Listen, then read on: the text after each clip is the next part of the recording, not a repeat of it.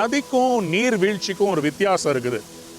இந்த நீர்வீழ்ச்சியில இருக்கிற அந்த தண்ணி பார்த்தீங்களா, ஆர்ப்பரித்து கொண்டு அப்படியே அங்கு இங்குமா தாவி தாவி விழுகிறத பாருங்களேன். இன்னைக்கு அதே மாதிரி தான் நிறைய பேருடைய வாழ்க்கையில அவங்க ஸ்ட்ராங்கா ஒரு இடத்துல இருக்கிறது இல்லைங்க. நிறைய காரியத்துல அலைப்பாயிறது, இதனால தோல்வி அடைகிறது.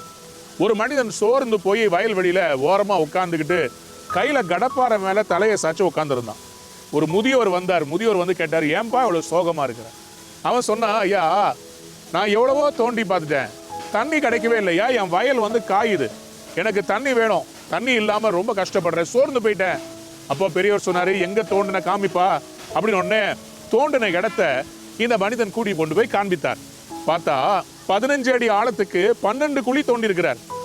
அப்ப அந்த பெரியவர் சொன்னாரு, தம்பி உன்னுடைய எல்லா முயற்சியையும் பல இடங்கள்ல போட்டிய, ஒரே குழியில இந்த 15 அடி ஆழத்தை தோண்டினிய ஒரே குழியில நீ தோண்டி இருந்தீங்கன்னா அந்த 12 முயற்சிகளும் 180 அடியை தாண்டி இருக்கும்.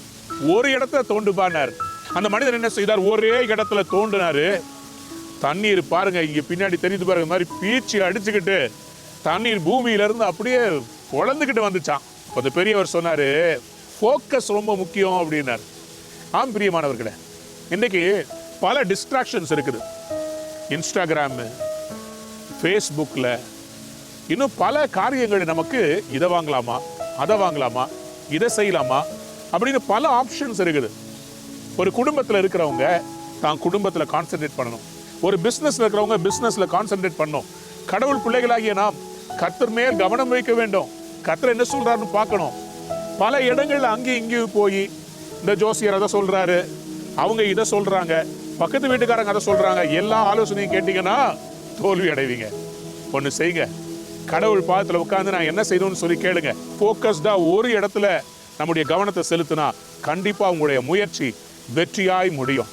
பைபிள்ல அதனால்தான் எழுதப்பட்டிருக்கிறது, இரு மனம் உள்ளவன் தன் வழிகள் எல்லாம் நிலையற்றவனாய் இருக்கிறான். யாக்கோபு 1:8. A man who has a double mindedness, he is always not strong. அவன் இரு மனம் உள்ளவன், அவன் என்னைக்குமே எதையும் சாதிக்க மாட்டான். ஸ்ட்ராங்கா உங்களுடைய தீர்மானங்கள் இருக்கட்டும். அதனால்தான் தவறு செய்த பாவத்தில் விழுந்து மனம் திரும்பின தாவீது இப்படியாக ஜெபித்தார். சங்கீதம் 51:10, தேவனே சுத்த இருதயத்தை என்னில் சிருஷ்டியும், நிலைவரமான ஆவியை என் உள்ளத்திலே புதுப்பியும். Give me a steadfast heart. ஆண்டவரே நிலைவரமா இருக்கணும்பா. அப்படிப்பட்ட ஆவியை கடவுள் இன்னைக்கு உங்களுக்கு தருவாராக. பாருங்க, நம்ம சொல்லும் போதே நம்முடைய இருதயத்தில் ஒரு சமாதானம் வருது பார்த்தீங்களா. நான் இந்த காரியத்தை உங்களுக்கு சொல்லும் போதே உங்க மனசுல எதை நீங்க சாதிக்கணும்ன்றத ஒன்னே ஒன்று, ஒன் திங் இஸ் நீடட், அதை குறிக்கோளாக மாற்றுங்க. உங்கள் லைஃப்பில் தவற விட மாட்டீங்க. இந்த நாள் நீங்கள் ஃபோக்கஸ் பண்ண வேண்டிய நாள். இந்த வருஷம் நீங்கள் ஜெயிக்க வேண்டிய வருஷம். ஃபோக்கஸ் பண்ணுங்க, ஜெயம் எடுங்க. God bless you.